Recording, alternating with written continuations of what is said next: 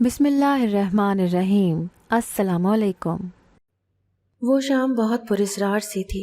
गहरे सुरमई बादल छाए हुए थे, लेकिन हवा बिल्कुल बंद थी। यूं महसूस हो रहा था जैसे किसी ने मुझे हब से बेजा में रख दिया हो। लेकिन मैं ऐसा क्यों महसूस कर रही थी, मेरी समझ में नहीं आ रहा था। फिर इसी बेचैनी के आलम में मैं अपने घर की छत पर चली गई और कुछ देर आसमान का जायजा लेती रही।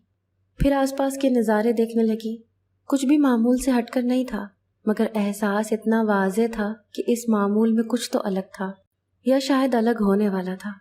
इसी कश्मकश में थी कि मेरी सहेली की छोटी बहन भागते हुए घर में दाखिल हुई और मुझे आवाज़ें देने लगी। मैंने उसे आवाज़ दी कि मैं ऊपर छत पर हूँ, तो वह भागती हुई ऊपर आ गई। उसकी सांस से सांस नहीं मिल रही थी। उसने इसी कैफियत में मुझे बताया कि उसके चचा की बेटी का इंतकाल हो गया है।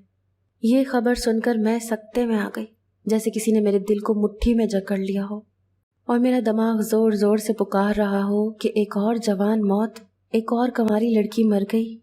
शायद यही वजह थी कि आज की शाम मामूल से कुछ हट कर महसूस हो रही थी। मैंने उसे कहा कि तुम चलो, मैं आती हूँ।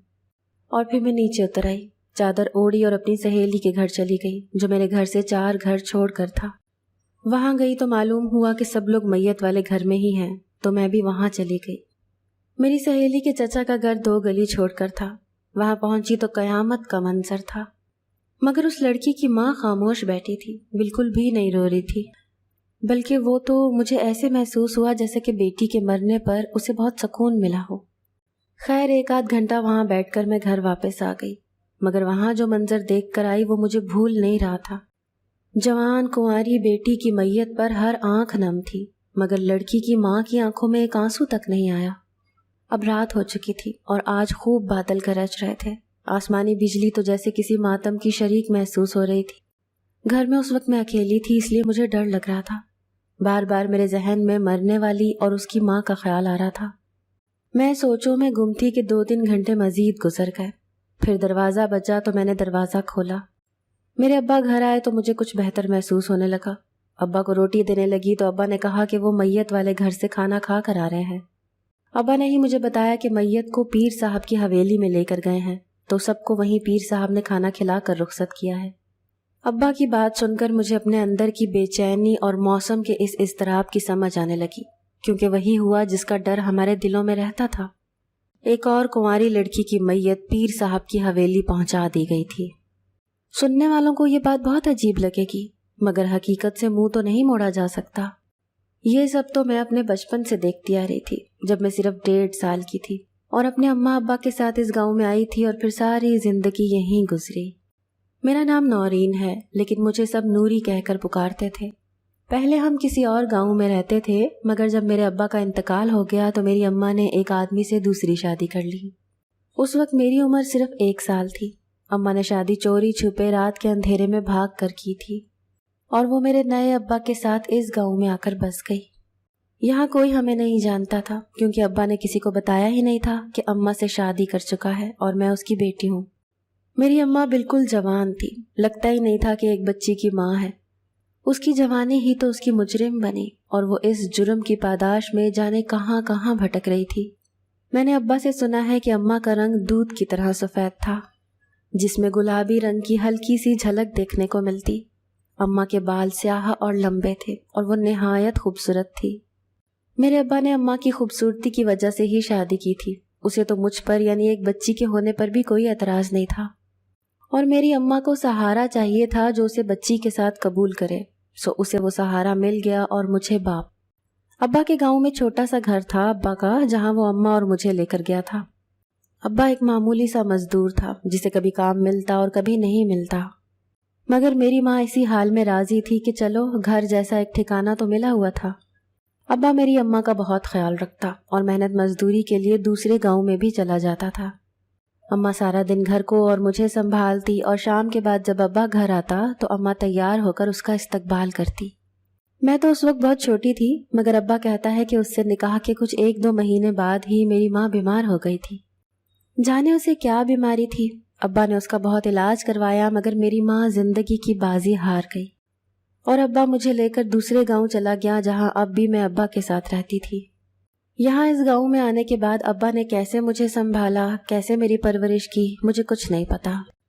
ہاں، جب میں 8-9 سال کی ہوئی تو میں نے یہی دیکھا کہ ابا سارا دن گاؤں کے پیر صاحب کی حویلی میں گزار دیتا ہے اور رات کو گھر آ جاتا۔ سارا دن میں برابر والی خالہ کے پاس رہتی، وہی میرا خیال رکھتی، مجھے کھلاتی پلاتی اور پال رہی تھی۔ ابا اسے مہینے کے بعد کچھ رقم دے دیتا، اسی لیے وہ خوشی خوشی اپنے بچوں کے ساتھ مجھے بھی کھلا پلا دیتی۔ ہمارے گاؤں میں لڑکیوں کو پڑھانے کا رواج نہیں تھا، مجھے بھی اسکول کی شکل تک نہیں دکھائی گئی تھی، بلکہ پڑوسن خالہ کے بچوں میں بھی صرف اس کے 2 بیٹے اسکول جاتے اور 3 بیٹیاں گھر میں ہی رہتی، جن کے ساتھ کھیلتے ہوئے میں بھی پل رہی تھی۔ میرا ابا پیر صاحب کی حویلی میں ہی کھاتا پیتا تھا۔ ابا بتاتا تھا کہ وہ اور باقی کام کرنے والے مرد بھی حویلی کے احاطے میں ہی کام کرتے تھے۔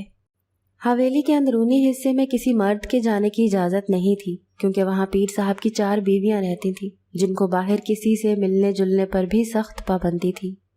پیر صاحب روزانہ دن کے وقت 3 گھنٹے حویلی کے ایک حجرے میں بیٹھ کر ہی گاؤں کے لوگوں سے پیری مریدی کا سلسلہ چلا رہے تھے۔ پیر صاحب کے حجرے میں دور دور سے لوگ آتے جاتے تھے اور اپنی منتیں مرادیں پانے پر قیمتی نذرانے پیر صاحب کی خدمت میں پیش کرتے۔ یہاں تک کہ لوگوں نے پیر صاحب کو زمینیں، سونے چاندی کے زیورات اور ہر قسم کا اناج بھی دینا شروع کر دیا تھا، اور پھر پیر صاحب پورے گاؤں میں سب سے زیادہ پیسے والے بن گئے۔ میرے ابا بھی گاؤں کے کئی مردوں کی طرح پیر صاحب کی حویلی میں کام کرتے۔ اب وہ کون سا کام کرتے تھے یہ تو آج تک مجھے بھی نہیں پتہ چل پایا تھا۔ میرے جوان ہونے تک میں روز پڑوسن خالہ کے گھر سارا دن گزارتی، مگر پھر میں نے گھر میں کھانا پکانا شروع کر دیا۔ گھر کی تمام ذمہ داری اٹھا لی تو ابا نے خالہ کو پیسے دینا بند کر دیے، جس کی وجہ سے خالہ نے ہم سے ملنا جلنا کم سے کم کر دیا۔ میری خالہ کے بچوں سے خاص دوستی بھی نہیں تھی۔ میرے گھر سے 4 گھر چھوڑ کر میری پکی سہیلی کا گھر تھا۔ وہ میرے گھر آتی تو مجھے گاؤں کی مختلف خبریں ملتی، اور پہلی بار اسی نے مجھے بتایا تھا کہ کافی سال سے ہمارے گاؤں میں ایک رواج تھا کہ گاؤں میں اگر کوئی جوان لڑکی مرتی تو اسے کفن دفن پہنا کر رات کے وقت پیر صاحب کی حویلی میں چھوڑ دیا جاتا تھا، اور صبح تڑکے اس کا جنازہ اٹھا کر میت کو گاؤں کے قبرستان میں دفنا دیا جاتا۔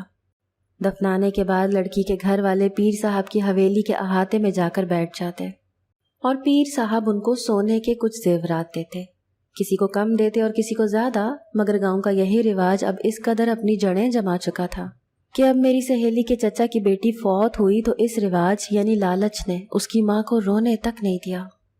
اور پھر وہی ہوا آج بھی، ایک اور جوان میت پیر صاحب کی حویلی میں پہنچا دی گئی تھی۔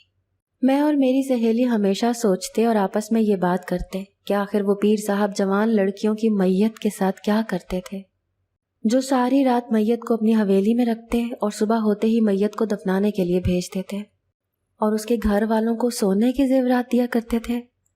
میں نے اور میری سہیلی نے اس کی امی سے بھی یہ بات پوچھی، لیکن وہ بھی اس بات سے انجان تھیں کہ آخر پیر صاحب ایسا کیوں کرتے تھے۔ میری طرح گاؤں کی اور بھی لڑکیوں کو اس بات کا بہت تجسس تھا، لیکن وہ کس سے اس بات کا ذکر کرتی اور کس سے پوچھتی۔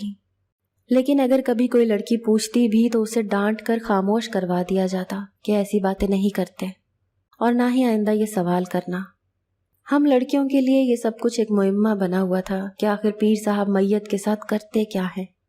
اور پھر میرے ساتھ ایک ایسا واقعہ پیش آیا جس نے میری زندگی بدل دی۔ یہ اس وقت کی بات ہے جب میں 18 سال کی ہو چکی تھی۔ تب مجھے معلوم ہوا کہ میں اپنے باپ کی سگی اولاد نہیں ہوں، بلکہ میرے باپ نے میری ماں سے اس وقت شادی کی تھی جب میں 1 سال کی تھی۔ یہ بات مجھے پڑوسن خالہ سے پتہ چلی، اور سوال کیا تو اس نے مجھے وہ باتیں بتائیں جو میں اپنی کہانی میں بیان کر چکی ہوں۔ میری 18 سالہ زندگی میں مجھے یہ بات تو معلوم ہو چکی تھی کہ میرا باپ ایک لالچی انسان ہے جو اپنی غرض کے لیے کچھ بھی کر سکتا ہے۔ ایک دن میرے باپ نے مجھے اپنے پاس بلایا اور کہنے لگا کہ میں مرنے کی اداکاری کروں، اور وہ میری میت کو پیر صاحب کے پاس چھوڑ آئے گا۔ پھر صبح جب پیر صاحب میت واپس کریں گے تو میرا باپ مجھے اپنے رشتہ داروں کے پاس دوسرے گاؤں چھوڑ دے گا، یہ کہہ کر کہ مجھے دفنا دیا ہے، اور پھر پیر صاحب سے سونے کے زیورات لے گا۔ میں ابا کی ساری بات سن کر حیران ہو گئی۔ میری روح لرز کر رہ گئی کہ ابا کیا کہہ رہا ہے، مگر ابا نے مجھے کہا کہ اتنے سال اس نے میرا بوجھ اٹھایا ہے تو اب مجھے اس کے احسانوں کا بدلہ ایسے ہی چکانا ہوگا، ورنہ وہ سچ مچ مجھے مار دے گا۔ ابا کی اس دھمکی سے میں بہت زیادہ ڈر گئی، اور میں نے سوچا کہ اس ناٹک سے 2 فائدے ہو سکتے ہیں۔ ایک تو یہ کہ مجھے پیر صاحب کا راز معلوم پڑے گا، دوسرا جب ابا مجھے اپنے رشتہ داروں کے پاس چھوڑے گا تو میں وہاں سے بھاگ کر کہیں دور چلی جاؤں گی۔ اور اس طرح مجھے ابا کے سائے میں زندگی نہیں گزارنی پڑے گی۔ لہٰذا میں نے ابا کی بات مان لی اور اس شرط پر راضی ہوئی کہ اپنے رشتہ داروں کے پاس چھوڑ کر آئے گا تو اس کے بعد کبھی مجھے نہیں ملے گا۔ ابا نے میری شرط مان لی، اسے فرق بھی کیا پڑتا تھا، آخر میں کون سا اس کی اپنی اولاد تھی۔ پھر کچھ دن بعد وہ دن آ گیا جب مجھے مرنے کا ناٹک کرنا تھا، مگر یہ کیسے ہو سکتا تھا کہ میں اپنی سانس بند کر کے لیٹی رہوں، ڈھیروں لوگ جمع ہوں اور کسی کو پتہ نہ چلے کہ میں زندہ ہوں۔ ابا نے یہ ترکیب بھی سوچ رکھی تھی۔ مغرب کے بعد مجھے چارپائی پر لٹا کر چادر مجھ پر ڈال دی اور محلے میں کہہ دیا کہ میری بیٹی کی اچانک موت ہو گئی ہے۔ محلے کی عورتیں میرے گھر میں جمع ہونا شروع ہو گئیں، جن میں سب سے آگے میری ہمراز سہیلی تھی جو اس سارے ڈرامے سے واقف تھی۔ اس نے کسی عورت کو میری میت کو ہاتھ نہیں لگانے دیا اور گھر میں بجلی بند کر رکھی کہ خراب ہے۔ موم بتیوں کی روشنی میں میری میت گھر سے اٹھا کر رات کے اندھیرے میں پیر صاحب کی حویلی کے احاطے میں پہنچا دی گئی۔ میں اندر ہی اندر بہت خوفزدہ تھی، مجھے کچھ نہیں پتا تھا کہ آگے کیا ہوگا۔ میں مردہ بنی لیٹی رہی۔ جب لوگ وہاں سے چلے گئے تو حویلی کے اندر رہنے والے ملازموں نے میری میت اٹھائی اور کہیں لے جانے لگے۔ بند آنکھیں تھوڑی سی کھول کر دیکھنے کی کوشش کی، مگر میرے منہ پر کپڑا تھا۔ میں خاموشی سے لیٹی رہی اور پھر ایک جگہ لا کر میت کو رکھ دیا گیا۔ کچھ دیر تک کمرے میں بالکل سناٹا تھا، پھر محسوس ہوا کہ کوئی آ رہا ہے۔ میں دم سادھے لیٹی ہوئی تھی، خوف کے مارے واقعی میرا سانس بند ہو رہا تھا۔ میں عجیب و غریب کیفیت میں تھی کہ ایک کرخت سی آواز میرے کانوں میں پڑی، لڑکی کو اٹھاؤ، کپڑا ہٹا دو۔ یہ آواز سنتے ہی میں سکتے میں آ گئی کہ یہ جو کوئی بھی ہے ایسا کیوں کہہ رہا ہے، کیا وہ جانتا ہے کہ میں مرنے کا ناٹک کر رہی تھی؟ مجھ پر سے کسی نے کپڑا ہٹایا اور مجھے ہلا کر اٹھ بیٹھنے کو کہا۔ میں اٹھ کر بیٹھی اور جو دیکھا مجھے میری آنکھوں پر یقین نہیں آیا۔ پیر صاحب میرے سامنے کرسی پر بیٹھے تھے۔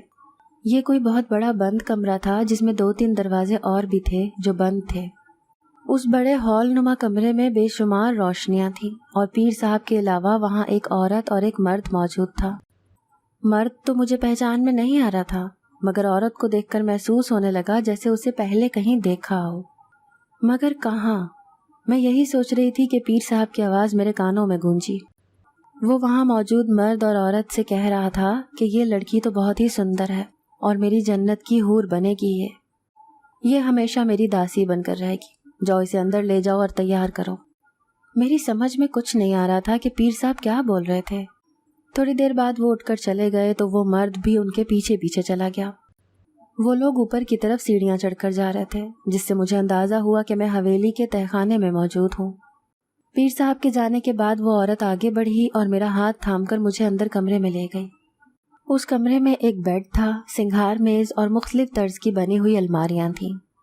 نہایت خوبصورت فرنیچر اور آسائش کا سامان بھی کمرے میں موجود تھا۔ کمرے کے اندر ایک اور دروازہ تھا، غالباً وہ غسل خانہ تھا۔ اس عورت نے مجھے بیڈ پر بٹھایا اور میری طرف غور سے دیکھنے لگی اور پوچھنے لگی کہ تم کون ہو، کس کی بیٹی ہو اور کہاں سے آئی ہو۔ میں اس عورت کی باتوں کا جواب کیا دیتی، میں تو اسے اس سے بھی زیادہ غور سے دیکھ رہی تھی۔ مجھے یوں لگا جیسے اس عورت کے چہرے کی جھریوں کے پیچھے کوئی جانا پہچانا چہرہ تھا، جسے میں نے کہیں دیکھا تھا مگر کہاں۔ میں نے اس عورت سے پوچھا کہ وہ کون ہے اور یہ کیسی جگہ ہے، مجھے یہاں کیوں لایا گیا ہے۔ اس نے میرے سوالوں پر جواب دیا کہ یہ پیر صاحب کی حویلی کا تہخانہ ہے اور مجھے وہاں سازش کر کے لایا گیا ہے، مجھے میرے باپ نے بیچا ہے۔ یہ سن کر میرے پیروں تلے سے زمین نکل گئی اور میں ہکا بکا اس عورت کو دیکھنے لگی۔ پھر میں نے جب اسے اپنے باپ کا نام بتایا تو اس عورت نے مجھے اپنے سینے سے لگا لیا اور رونے لگی۔ کچھ دیر رونے کے بعد اس عورت نے مجھے بتایا کہ وہ میری ماں ہے، جسے اس کے دوسرے شوہر نے سالوں پہلے پیر صاحب کو بیچ دیا تھا اور آج اس کی بیٹی کو بھی اسی پیر کے پاس بیچا جا چکا تھا۔ میں حیران تھی کہ میرے سامنے میری ماں بیٹھی تھی جسے میں ساری زندگی مرا ہوا سمجھتی رہی، اور میری ماں یہاں قید میں جانے کیسے زندگی گزار رہی تھی۔ ہم ماں بیٹی ایک بار پھر گلے لگ کر رونے لگیں، اور پھر میں نے اپنی ماں کو ساری بات بتائی کہ میں کیسے یہاں پہنچی اور میرا کیا مقصد تھا۔ اماں نے مجھے پہلے کھانا کھلایا اور پھر مجھے دوسرے کمرے میں لے گئی۔ وہاں میں ماں کی گود میں سر رکھ کر لیٹ گئی اور اماں مجھے ساری کہانی بتانے لگ گئی۔ میری اماں نے مجھے بتایا کہ یہ پیر کوئی اصلی پیر نہیں ہے، بلکہ کالا جادو کرنے والا ایک مکار انسان ہے جو اپنی غرض کے لیے حلال اور حرام کا فرق بھی بھول چکا ہے اور اسے خدا کا خوف تک نہیں۔ کئی سال پہلے اس نے گاؤں میں ایک رواج شروع کیا تھا کہ گاؤں کی جوان کنواری لڑکی کو مرنے کے بعد اپنی حویلی میں ایک رات رکھتا اور دوسرے دن اس کے گھر والوں کو میت کے ساتھ ساتھ سونے کے زیورات دیتا، اور لالچ کے مارے لوگ بھی اس رواج کو آج تک نبھا رہے ہیں۔ وہ جوان میت کو ساری رات اپنے احاطے کے کمرے میں رکھ کر کالے جادو کے منتر کرتا تھا، جس سے اس کے جادو میں اضافہ ہوتا تھا۔ اماں نے بتایا کہ ہم تو اس گاؤں کے نہیں تھے، مگر جب اماں نے دوسری شادی کی تو میرے دوسرے ابا نے اس پیر کے ہاتھوں اماں کو بیچ دیا، کیونکہ پیر کا دل آیا ہوا تھا میری اماں کی خوبصورتی پر۔ اس لیے میرے سوتیلے باپ نے میری ماں کے مرنے کا کہہ کر اسے راتوں رات حویلی پہنچا دیا یہاں گاؤں میں، اور اپنا پرانا گاؤں چھوڑ کر یہاں آن بسا تاکہ کسی کو خبر نہ ہو کہ میری ماں کہاں گئی یا کیسے مری۔ اور میں ساری زندگی یہی سمجھتی رہی کہ میری ماں اس دنیا میں نہیں ہے۔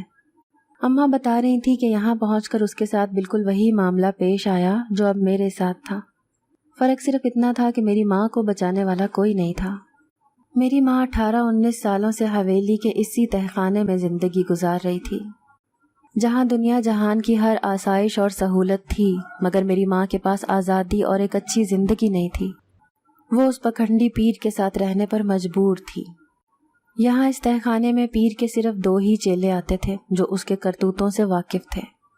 اماں نے ہی اسے بتایا کہ پیر کی بیویاں تو اوپر حویلی میں رہتی تھیں، اور اماں سے پہلے بھی اس قید خانے میں کوئی جوان لڑکی قید تھی۔ جب اماں کو یہاں لایا گیا تو تب وہ لڑکی بڑھاپے کی طرف جا رہی تھی۔ جیسے اب میری ماں نے جوانی کو خیر آباد کہہ دیا تو پیر کی نیت مجھ پہ خراب ہو گئی۔ اماں کی ساری باتیں سن کر میں سمجھ گئی کہ صبح میری میت لے جانے کوئی نہیں آئے گا، کیونکہ ابا سارے گاؤں میں مشہور کر دے گا کہ مجھے دفنا دیا ہے۔ اب ہم دونوں ماں بیٹی یہاں سے نکلنے کی کوئی ترکیب سوچنے لگی۔ اس سے پہلے میری ماں نے یہاں سے نکلنے کی کوشش کی تھی، مگر وہ اکیلی کچھ نہیں کر پائی تھی۔ میرے اندر آس اور امید کا ایک دیا جل رہا تھا جو میں یہاں آنے سے پہلے جلا کر آئی تھی، اور میری بچپن کی سہیلی تھی جسے ساری حقیقت معلوم تھی۔ یہاں آنے سے پہلے ہم دونوں میں یہ بات طے ہو چکی تھی کہ اگر میری میت کے جانے کے بعد دوسری صبح میرا جنازہ گاؤں نہ پہنچے تو وہ کسی طرح گاؤں کی پڑھی لکھی کچھ لڑکیوں اور لڑکوں کو جمع کر کے حویلی میں لے آئے۔ اب مجھے اور میری ماں کو انتظار تھا کہ کب یہاں کوئی آئے اور ہمیں آزادی نصیب ہو، اس سے پہلے کہ مزید کچھ غلط ہوتا۔ اماں نے بتایا تھا کہ چاند کی پہلی تاریخ کو ہی پیر یہاں آئے گا اور اپنے تنتر منتر کرے گا۔ اس سے پہلے میں یہاں محفوظ تھی۔ یہاں روزانہ کھانے پینے کی کئی اشیاء پہنچا دی جاتی تھیں، اور تو اور طرح طرح کے خوبصورت لباس اور بناؤ سنگھار کا سامان بھی نیا آیا تھا۔ یہ یہاں آنے کے بعد دوسرے دن کی شام کا ذکر ہے، جب ہم ماں بیٹی نیچے تہخانے میں خاموش بیٹھے تھے کہ اچانک کچھ آوازیں ہمیں آنا شروع ہوئیں، اور کچھ دیر میں ایک شور سا ہونے لگا۔ ایسے لگ رہا تھا جیسے کچھ لوگ مل کر نعرے بازی کر رہے ہوں۔ ہمیں کچھ سمجھ نہیں آ رہا تھا، مگر مجھے لگ رہا تھا کہ ہماری مدد کے لیے اللہ نے اپنے بندوں کو بھیج دیا ہے۔ اور پھر ایسا ہی ہوا۔ شور آنے کے کوئی آدھا پون گھنٹے بعد دروازے کھلنا شروع ہو گئے، اور 25-30 لوگوں کا ایک مشتعل گروہ نیچے تہخانے میں پہنچ گیا۔ میں اپنی سہیلی اور گاؤں کی چند لڑکیوں اور لڑکوں کو دیکھ کر بہت خوش ہوئی، مگر حیرانی کی بات تو یہ تھی کہ اس مجمع میں کچھ لوگوں کے ہاتھوں میں مائک اور کیمرے لیے ہوئے تھے، جو جلدی سے ہماری جانب بڑھے تو ہم نے اپنے دوپٹوں سے چہرے ڈھانپ لیے اور ان کے سوالوں کے جواب دینے لگے۔ ایک خوشی کا سما تھا جب میں اپنی ماں کا ہاتھ تھام کر سالوں بعد اسے اس قید خانے سے باہر لائی۔ اوپر حویلی میں پورا گاؤں ہی جمع تھا۔ آج پیر صاحب کا مکروا چہرہ دنیا کے سامنے آ چکا تھا، اور میرا باپ بھی لوگوں کی گرفت میں تھا۔ اس کے حلیے سے لگ رہا تھا کہ اسے لوگوں نے کافی مارا تھا، اور کچھ ایسا ہی حال جعلی پیر کا تھا۔ گاؤں کے پڑھے لکھے نوجوانوں نے اپنے گاؤں کو پیر کے منحوس سائے سے آزاد کروا لیا تھا۔ پیر اور اس کے چیلوں کو میرے باپ سمیت قانون کے حوالے کر دیا گیا، اور میں اپنی اماں کو لے کر اپنے گھر آ گئی۔ جانے کتنے سالوں بعد میری ماں نے خانہ قدرت کی نعمتوں کو دیکھا تھا، قدرتی آزاد فضا میں سانس لیا اور مجھے پیار سے اپنے سینے سے لگا لیا۔ وہ رہ رہ کر مجھے پیار کرتی اور اپنے آنچل میں چھپا لیتی۔ گاؤں کے تمام لوگوں نے ہمارا ساتھ دیا، ہماری مالی طور پر مدد بھی کی، اور زندگی کی گاڑی کو چلانے کے لیے بھی اسباب بنانے کی کوشش کی۔ حقیقت ہے کہ جھوٹ اور گناہ کتنا ہی بھیانک کیوں نہ ہو، ہر کالی رات کے بعد سویرا ضرور آتا ہے۔ اگر آپ کو آج کی ہماری کہانی پسند آئی ہے تو اسے لائک کیجیے اور اپنے پیاروں کے ساتھ شیئر کیجیے، اور ہاں، اگر ابھی تک آپ نے ہمارا چینل سبسکرائب نہیں کیا تو ضرور کیجیے۔ ملتے ہیں کل ایک نئی اور دلچسپ کہانی کے ساتھ، تب تک کے لیے اللہ حافظ۔